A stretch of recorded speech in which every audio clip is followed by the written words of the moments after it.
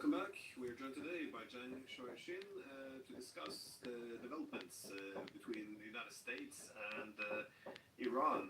So thank you very much for coming back on. Thanks, Glenn.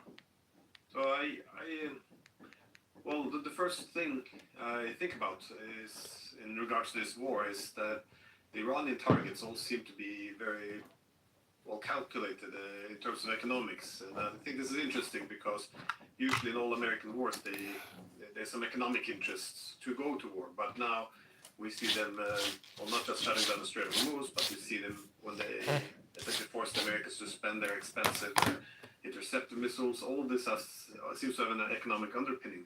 But the really big thing appears to be the possible attack now on the petrodollar. I was wondering, how do you see the vulnerability of the petrodollar in this war? Right. So I would argue that right now this war in Iran is primarily about maintaining the petrodollar, because these past 10 years, the world has become increasingly concerned about the viability of the petrodollar.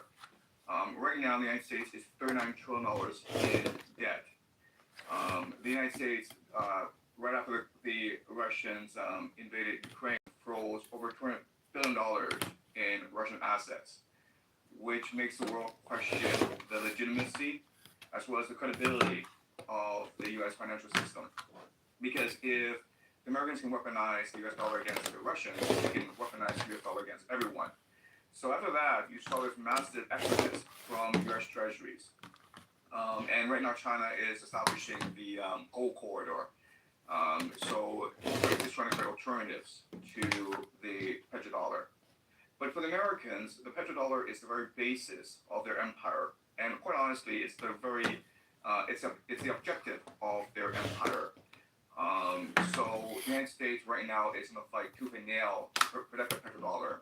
What this basically means is to use its naval supremacy, its control over strategic choke points, maritime choke points, to control trade access, and basically force nations to depend on U.S. resources. So we saw that the United States in January attacked Venezuela, and now it's attacked Iran. Recently, these past few days, there was a Ukrainian drone strike on Russia's main export hub, which basically took off 40% of Russian oil from the global market. And so Europe and East Asia are now forced to depend on the United States, North America, for energy. And right now we're seeing a pivot from Europe and East Asia over to North America. And so that's a strategy in place where the United States basically wants to take off Russian GCZ oil and force the world to buy from the United States, which protects the petrodollar. But what we know from history is that this sort of hubris will lead to a backlash, and it will lead to the world unifying against America eventually. Because quite honestly, America used to be the policeman of the world, and now it's become the pirate of the world. And so maybe in the short term, you will see the strategy working out, but definitely in the long term, you will see the world becoming much more aggravated by this piracy. Piracy.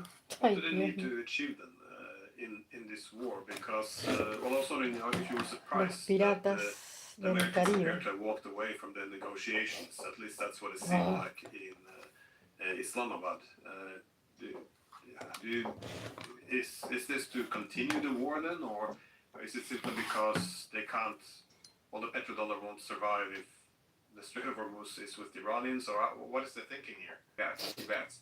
So the moment that the Americans attacked Iran and killed their supreme leader, the Iranians basically closed off the Strait of Hormuz.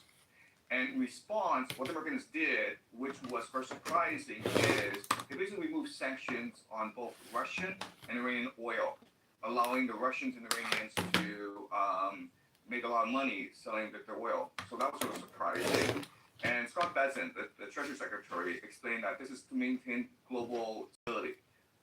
He's afraid that oil will reach $200, and this would destabilize the global economy. And as this war progressed, we saw the United States escalate to attacking civilian infrastructure like universities, um, bridges, and railways. In fact, there's real concern that the Americans and Israelis plan to choke and strangle Tehran to death, meaning cutting off the railway system, the roads, which would put Tehran under siege. They couldn't get food and water from the other parts of Iran, and Tehran, a city of 10 million people, would be in a lot of trouble if that was the case. So what we were seeing was constant escalation. Then last week, we were on the brink because Trump basically declared that if Iran did not open the Strait of Hormuz, then the Americans would bomb Iran back to the Stone Age. And Iran obviously would retaliate by destroying GCC energy infrastructure and the desalination plants. So last Tuesday, we were really on the brink, and it seemed as though we were heading towards World War III. But then Trump did something completely surprising, which is he basically offered an unconditional surrender. Iran had a 10-point plan, which included that Iran would be allowed to enrich uranium. It also included that all economic sanctions against Iran would be lifted. Iran would be given sovereignty over the Strait of Hormuz, and all security guarantees would apply to both Iran and its proxies, the Houthis, Hezbollah, Hamas. So these were the 10 points that Iran demanded. And the Americans, Donald Trump basically said that this is a workable framework. And so they agreed to meet in Islamabad to discuss these 10 points and use them as a framework for a possible long-term ceasefire. We know that once they reach Islamabad, J.D. Vance, Jared Kushner, and Steve Witkoff basically blew off the Iranians. They were not serious about negotiations. The Americans went in with some goodwill, hoping to reach an agreement, and that's where the Iranians went. But the Americans this week said, no, we're going to stick to our original plan, and so the negotiations went nowhere. And so now we're back to where we were a week ago. So the big question then is, why would the Americans do this? What's the point of this ceasefire? And so we can only speculate here, okay? So let me try to figure out how Donald Trump thinks, because he's a businessman. And what does he want? Well, his main objective is to maintain American imperial supremacy by maintaining the petrodollar. What does he want? That basically means forcing China and Japan and South Korea and Europe to buy energy using the US dollar. That's what the petrodollar literally means. And so maybe the point of this war was to destroy the GCC and Iran's capacity to deliver oil to the world market and force the world to rely on North America, Canada, Mexico, and the United States. Okay, so let's just say that is the main objective. And obviously Trump can't announce this because this would piss off the entire world and unite the entire world against the United States. Well, in order for him to pull this off, he would basically need to gauge China's reaction. Because we know that China and Iran are very strong allies. China has invested a great deal in Iranian infrastructure as part of the Belt and Road Initiative. And China buys a lot of oil from Iran. In fact, China buys about 9% of all Iranian oil. So basically, Trump needs to figure out, can I pull this off, and would China agree to buy oil from me? Okay, so he's a negotiator, he's a businessman, he's practical. He's trying to figure out what the pressure points on China are. And I would make the argument that this Iran agreeing to these Islamabad negotiations would not have been possible if China did not apply pressure upon Iran. Okay, I would make this argument because the Iranians have been negotiating with the Americans these past few months, and they know that the Americans use these negotiations as a pretext in order to assassinate leaders, in order to do surprise attacks. So the Iranians know the Americans have absolutely no credibility at all. The Americans are not serious at all about peace negotiations. And these past few weeks, the Iranians have been adamant saying, you start this war, we're just protecting our sovereignty, and there's no point in negotiations. Let's just fight this to the very end. I think that's the right approach. This is the attitude you must take against bullies. So why is it that the Iranians suddenly have a change of heart and says, fine, let's negotiate in Islamabad? In fact, they sent a pretty high-level delegation to Islamabad, including the foreign minister, to partake in these negotiations, knowing that Israel has a history of assassinating negotiating teams. Okay, so they put their diplomats at tremendous risk. And I think the only explanation is that right now the Chinese economy is under a lot of strain. China receives about 6% of its oil and energy from the Middle East, including Qatar and Saudi Arabia. 60%. With China receives about a third of its energy needs from Venezuela, Russia, and Iran combined. And China's been very lucky in that these three places have been sanctioned, so China has been able to receive the oil at a very steep discount, which has really helped the Chinese economy. And now a lot of this energy is moving offline. So the Chinese economy is under a lot of stress. So Trump's trying to figure out, when I go to China in mid-May, can I propose to Beijing, hey man, let's have a grand alliance where you start to buy energy from North America? And he's trying to figure that out. And given that No te lo puedo creer. I think that he's figured out that the answer is yes. China must agree because of the state of their economy. And this is why we saw right after the negotiations were canceled, Trump announced a naval blockade against Iran. Because he knows that right now China's a lot of strain, and he can bring China into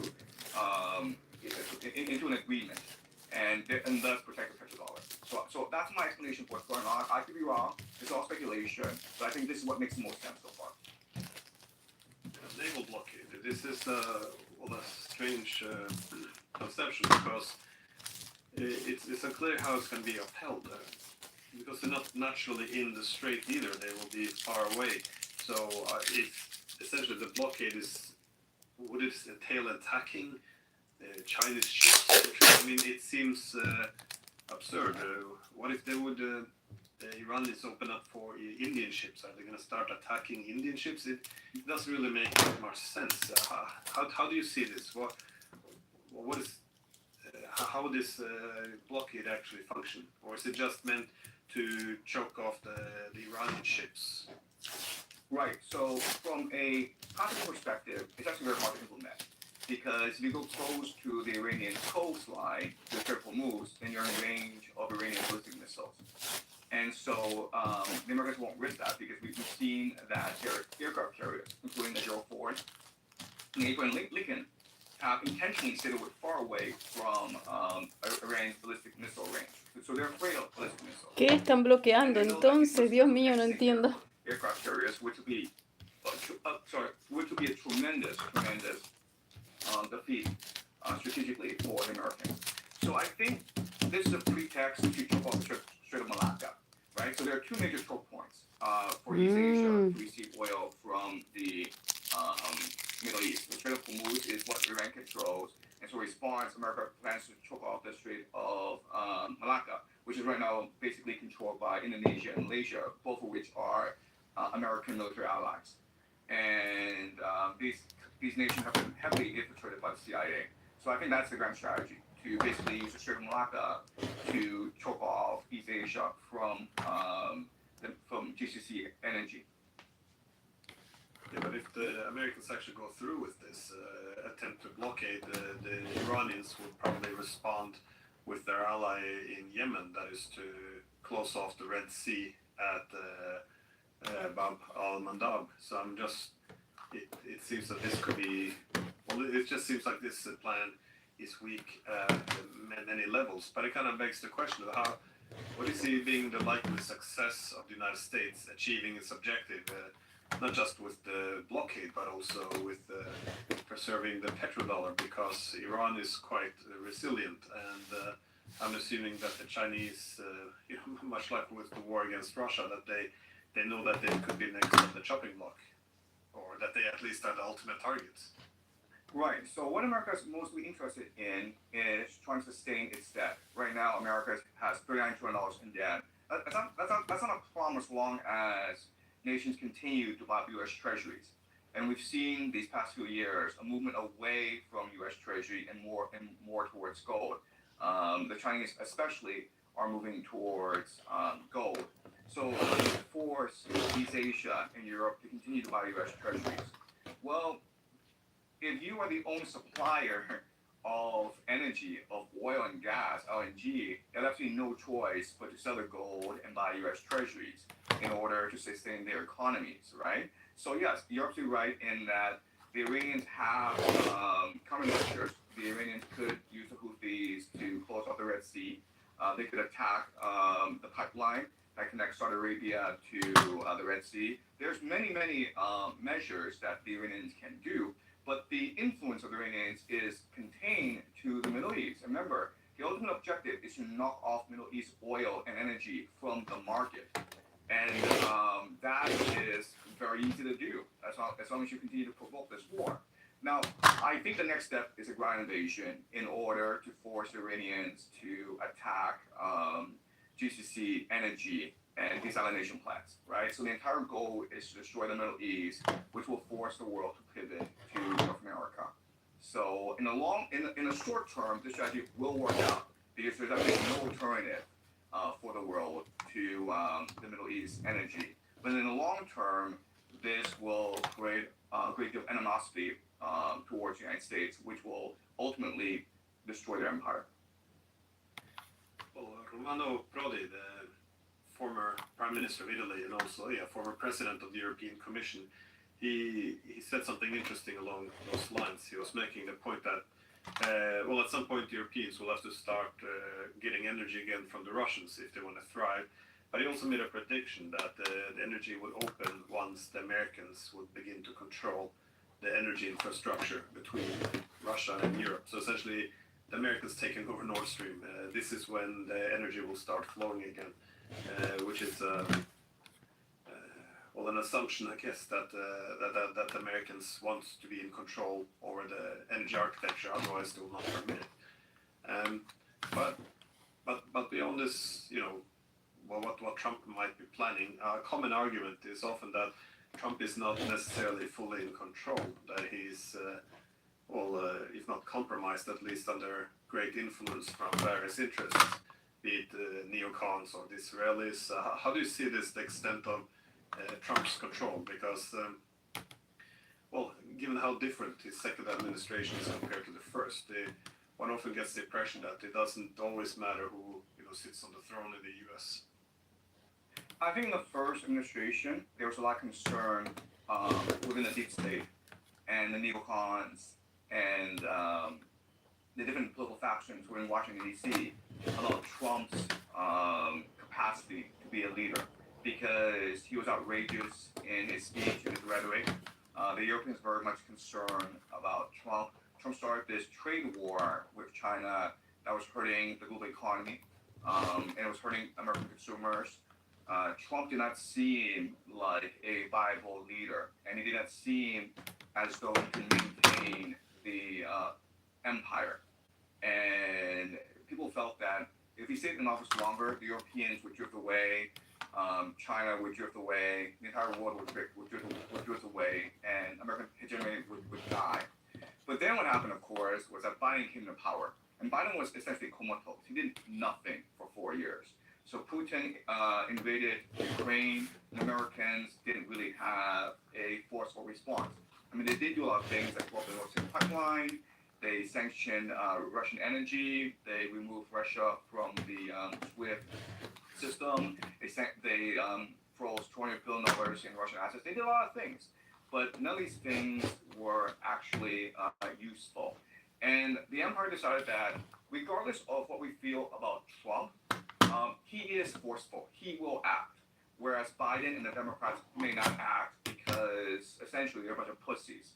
No. And so the decision was made to reinstate Trump in 2024. And that's why we are here today. So Trump is an agent of empire. He is doing what the empire requires. Okay? And so what happened before, during the Unipolar moment, basically from 1991 up to today, was that America had a lot of goodwill, and it was able to achieve the consent of the world, mainly by co-opting the global elite, right?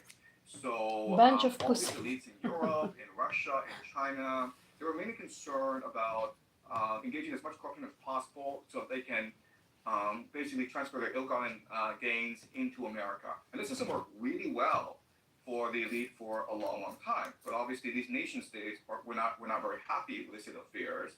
That's why you saw the rise of Putin in Russia and the rise of Xi in China, because there was a lot of concern among the nationalists that America was calling out these countries, and they were completely right in the matter. So now you're seeing a direct challenge to American empire.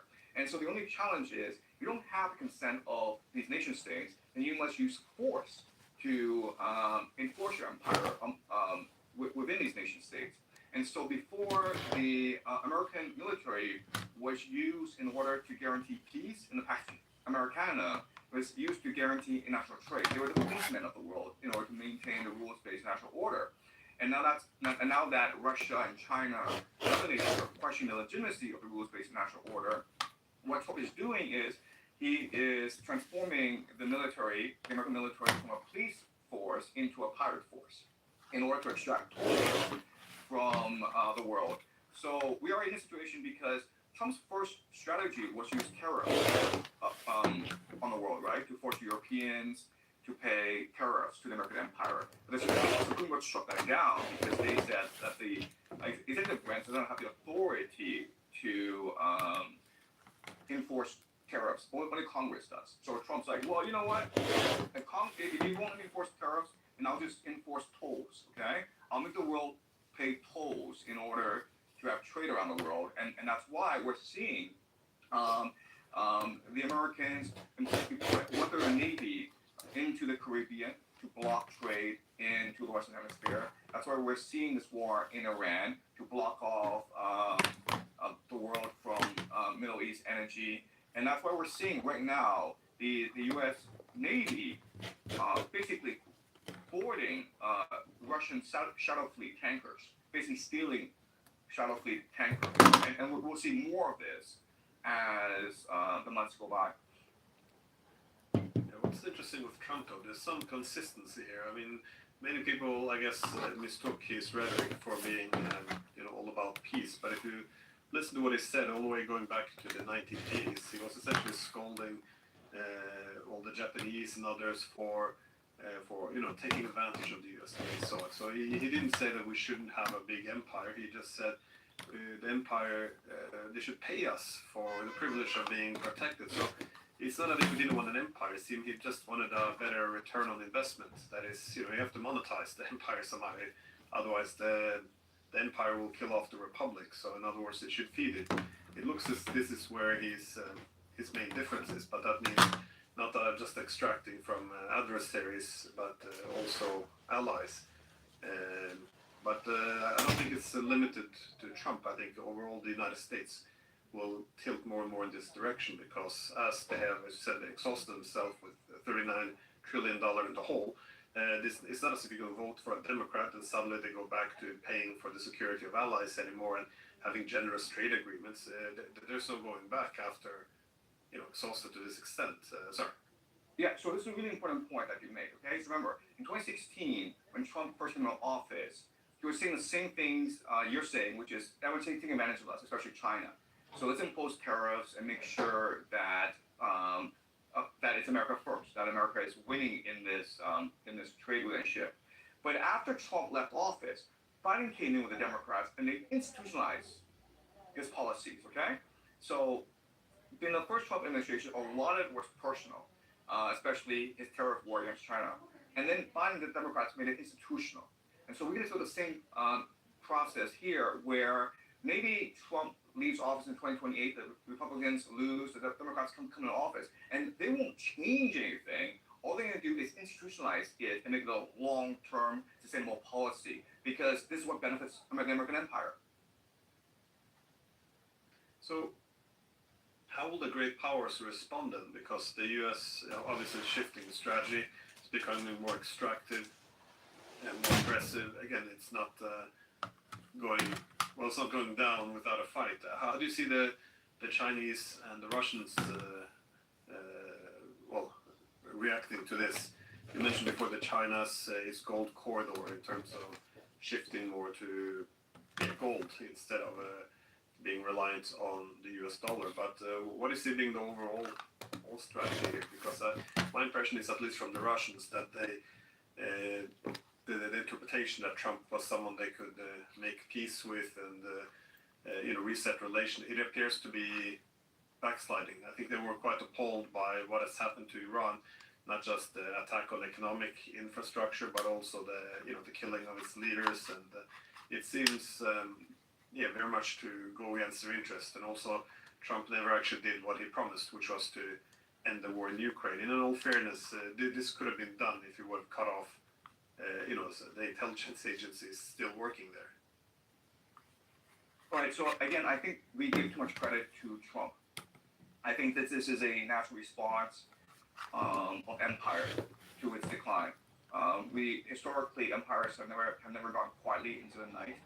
They have flailed against the wind, and they have tried to destroy the world as they decline. And so we see much more hubris. We will see much more thuggery and piracy in America with or without Trump. And so I think we're in a situation because of the limitations of Chinese strategic thinking. So when China built and rolled initiative, which was proper, which was a good strategy of trying to secure resource independence from the United States, the problem was that when these Chinese ships went to collect commodities from overseas, they were escorted by the U.S. Navy. When they came back, they were escorted by the U.S. Navy. It was the U.S. Navy that guaranteed the protection of Chinese trade. And it never occurred to Chinese policymakers that one of these days, America would be like, why don't you just steal the cargo? Why are Dios we mío. escorting these Chinese ships around the world? Why don't you steal it? Claro. So it never really occurred to Chinese policymakers of this possibility. And I don't know why this is the case, but we can go into many possibilities. But the reality is that China is now in a lot of trouble, where China has invested $200 billion into the Middle East in infrastructure. China right now imports 50 to 60% of its oil needs from the Middle East. Now that the Strait of Hormuz has been closed off, now that this war is raging in the Middle East, China is in a lot of trouble. And again, this is all has to do with the limitations of Chinese strategic thinking. And so now China is in a lot of trouble. And in the short term, China has absolutely no choice at all, but to agree to Trump's demands, which is that China will become a major purchaser of American LNG. China has absolutely no choice in the matter. Va a ser MAGA China. There's nothing China can do. MAGA pero China. Mid and long term, what's going to happen is that Russia will start to challenge America in the seas. It's going to challenge American maritime naval supremacy. Basically, what Russia's going to do is it's going to arm its shadow fleet. And there's no way that Russia could defeat America militarily in the seas. But America will be forced to fight a war of attrition. And over time, the American Navy will be downgraded. It will be degraded. And it'll be very hard for the American Navy to replenish its lost ships. And so that's what we'll see in the long term. But in the short term, there's absolutely nothing Russia and China can do. I often think about the current situation. It resembles a little bit like before World War I. That is, you saw Germany building and becoming stronger and stronger in terms of industrial production, steel production, essentially all the key measurements. Meanwhile, the British controlled the seas. Their ability to actually compete against the British was in the hands of the British. So all they had to do is begin to cut off or threaten their supply lines, which is why the Germans also have to find other possible corridors, either land or sea. But it's a little bit with the Chinese, I feel. They have all this, probably one of the motivations behind the Belt and Road Initiative, that is, you can't rival the US as the leading economy, while the Americans are then organizing their supply lines and their physical transportation corridors. It doesn't make much sense. But this return to piracy, as you say, or choking off these different transportation corridors. We've seen, of course, the blockade on Venezuela, Cuba, the hijacking of these Russian ships. By the way, the hijacking of Iranian tankers had happened for some years ago before this war as well. So I get it that our hegemony in decline will begin to weaponize all the economic levers of power. That is access to its technologies and industries, transportation corridors, banks, currencies, all of this is weaponized. But the United States isn't all powerful either. I mean, what is the main challenge for the US to hold out? Because, as you said, they're struggling with their own debt. This is all their economic trouble is translating into social and political instability. So it looks as if they can't afford to play this game with the Iranians for too long. That at some point they will have to put an end to this thing. I think that the goal is to have this war continue for as long as possible. And the reason why is that if there were peace in the Middle East, what would happen is that Russia, Iran, and China would get together and form a trade alliance to counter America's control over the seas. And this trade alliance could extend easily into Europe, into Africa. Russia? This is what McKenna calls the heartland thesis, right? Where America and Britain, the way for them to maintain their empire is by controlling maritime navigation. And the great concern is that a power would emerge in Eurasia to unite the heartland and basically negate Anglo-American naval power. And so this war in Iran cannot stop. If it stops, then Russia could achieve its north-south trade corridor, and China could implement its Belt and Road Initiative.